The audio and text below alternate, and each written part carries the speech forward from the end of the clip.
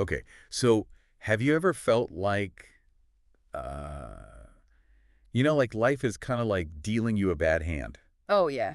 right? I think we've all been there. Yeah. And you see other people and they just seem to be like coasting through life and like, Yeah, they got all the advantages. yeah, they got all the advantages and it's like, hey, how come I didn't get any of those? Exactly. And so like, yeah, we're going to be talking all about that stuff today, about like, those uneven playing fields and Right. all that good Yeah. stuff. And not only that, but like what can we actually do about it? Yeah. What are the takeaway? Like, is there anything we can do, or are we just doomed? Well, get ready to like kind of flip your thinking on its head because we're going to be talking about how to turn Yeah. those disadvantages Give advantage. into advantages. That's possible. But yeah, let's just jump right into this. Let's do it. So, I mean, the first thing, right, is like we have to acknowledge that there are some people who just like, you know, Get a head start. yeah, they get a head start. They're born into wealth. Right. Maybe they have good health or they have this really supportive family environment. Exactly. And meanwhile, the rest of us are like struggling, with all these obstacles. Yeah, and it's super easy to get caught up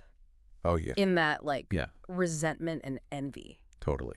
Like, ooh, why them? Why not me? Yeah. Why were they so lucky and I got stuck with this? Yeah, exactly. And Don't get a I think job it's that totally bad. natural to feel those things. But like the thing is, Yeah.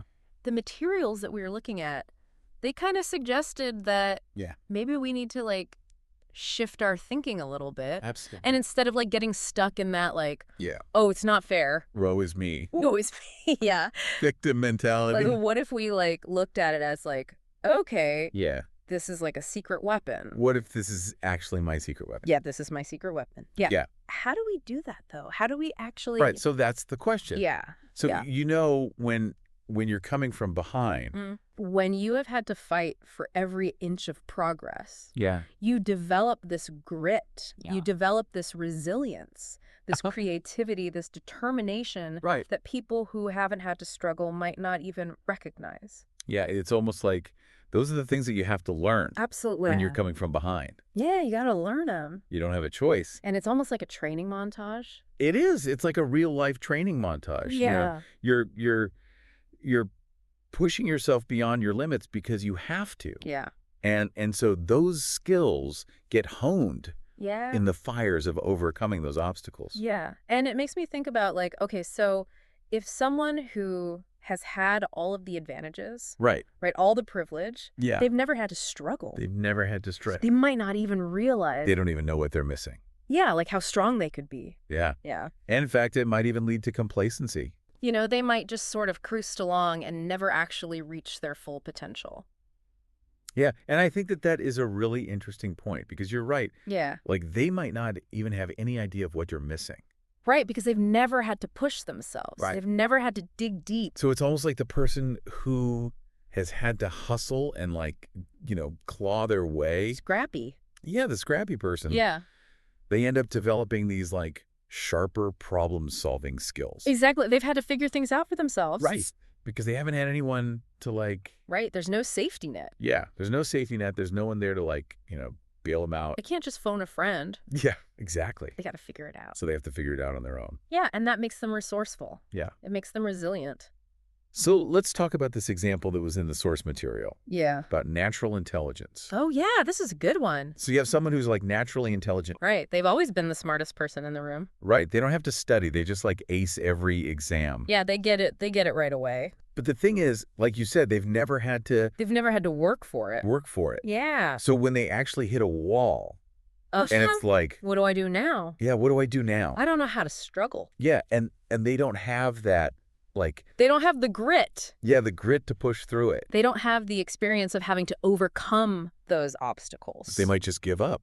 Yeah, they might hit that ceiling and just be like, well, I guess that's as far as I go. Yeah. Whereas someone who has had to work harder to grasp those concepts, Right. to really wrestle with the ideas, Mm-hmm. they might end up with a much deeper and Right. more flexible understanding in the long run. So they actually surpass the person who is naturally gifted. Yeah, they end up surpassing them because they've had to develop those skills. That is so interesting, and I think Yeah. it's, like, a really important thing for people to remember because, like, we all have those moments where we feel like, Oh, yeah. "Oh, I'm just not good at this," or, I was not smart enough. "I'm not smart enough, I'm not talented enough." I'm not whatever. Enough. Yeah, exactly. But maybe it's just that you haven't had to develop those skills yet. Right. Maybe you've been coasting on your natural abilities, Mhm. and now it's time to actually push yourself and develop those muscles. Yeah, and so the key takeaway here is that, Okay. okay, we can't control the hand we're dealt in life. Yeah. The cards you're dealt are the cards you're dealt. Right. You don't get to choose. But we can control how we play that hand.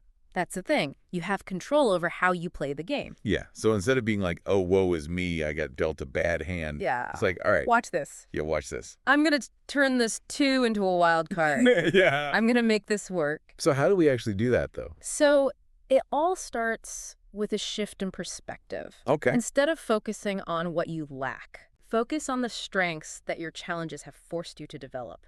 So instead of saying, I'm not good at math, Yeah. you say, I'm really good at problem solving. yeah, I might not be good at math, but I'm really good at problem solving. Exactly. Or I'm really persistent. Mm. Or I'm really good at thinking outside the box. Okay, so it's all about like reframing You reframe it. how we look at things. Yeah.